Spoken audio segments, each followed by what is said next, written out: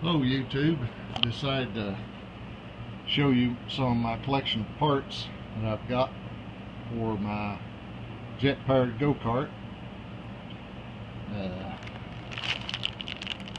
course this won't be used. This is part of some gyrocopter parts. This is a Rotax engine mount that's going to be going on eBay to help finance this project.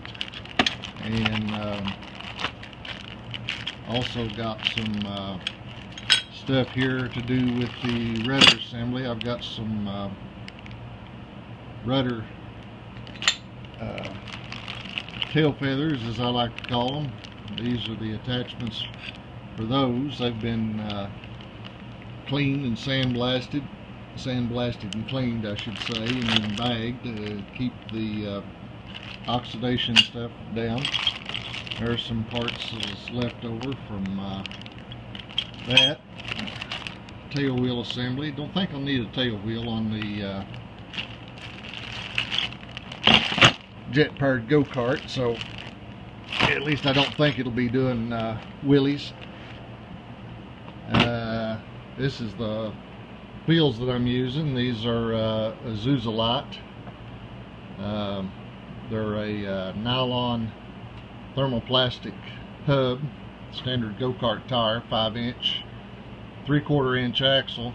I think in one of my other videos I said was using 1-inch titanium axles. That was a mistake. It's 3/4 inch. And here is a collection of brackets and fittings and stuff that I've saved from other projects. Here's my steering shaft bearings. Got these off eBay. They came in the other day. These are nylon, so they don't need lubrication. They're designed for a 3/4 inch or roughly 20mm steering shaft, which just happens to be the size of the titanium tubing. I got this off eBay too. This stuff's expensive. It's about $2.50 an inch if you buy it from a commercial aerospace manufacturer. This is 3AL 2.5V grade 9 titanium CWSR cold work stress relieved, which increases the strength over the annealed version. This is only 39 thousandths of an inch thick. This stuff is tough. I mean tough. I took a piece of this and inserted it into a 5-foot long cheater bar. Then I stood on the cheater bar, and it took my 315 pounds at the time standing on the cheater bar in order to bend this about 30 degrees. Of course it did not break. It did crack, and the test piece that I had was reusable. There's enough of it I can cut some bushings out of. A way that I've come up with of holding the wheels on is to take the titanium, cut a small piece off like this right here, and then put a split in it, not to this degree of course, but just to take my Dremel tool and cut a slit so that it is expandable. I've got a piece in here if I can find it. There's some more titanium and aluminum short pieces. I think I've got enough in here. I know I've got enough for the front axles.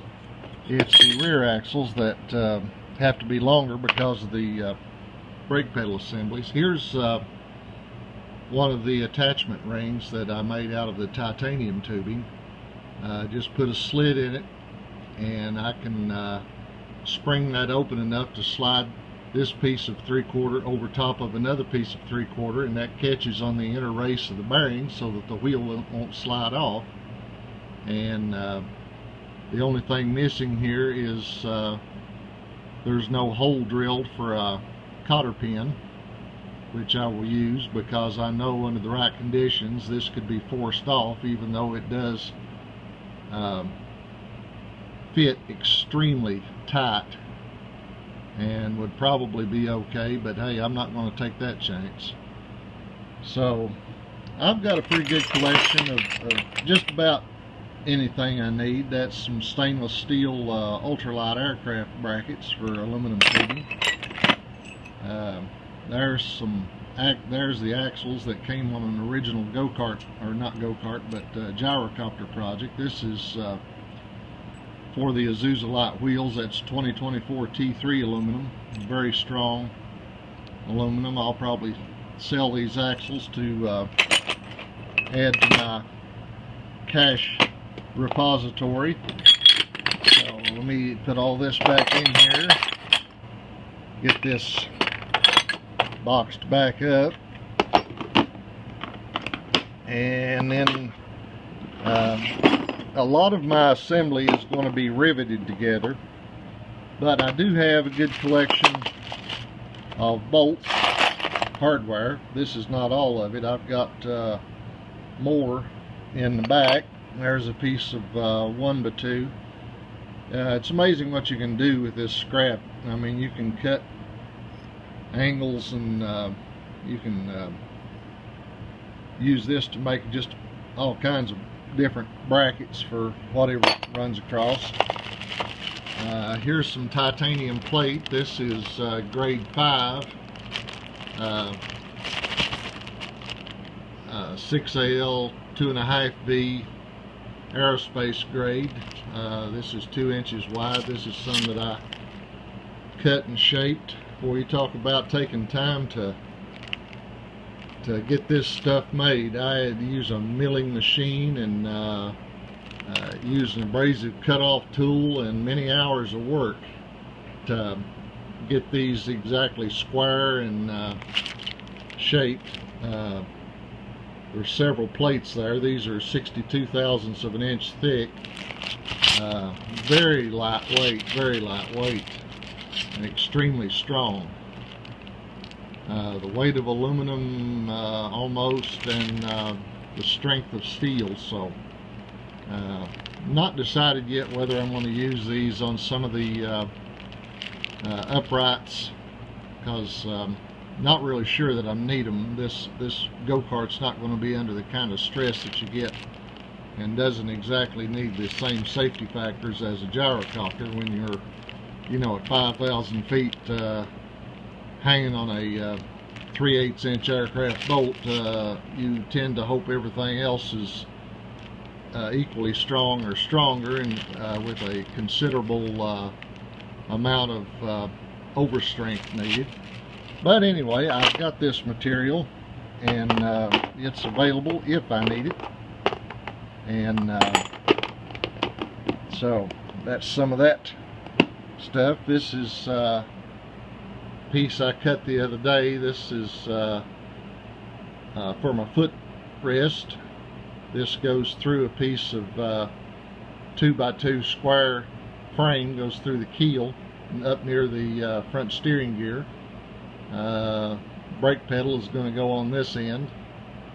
So anyway, just wanted to share that with you, and kind of give you a flavor of what kind of stuff I've been using. All this is going to be very few new parts go into this thing.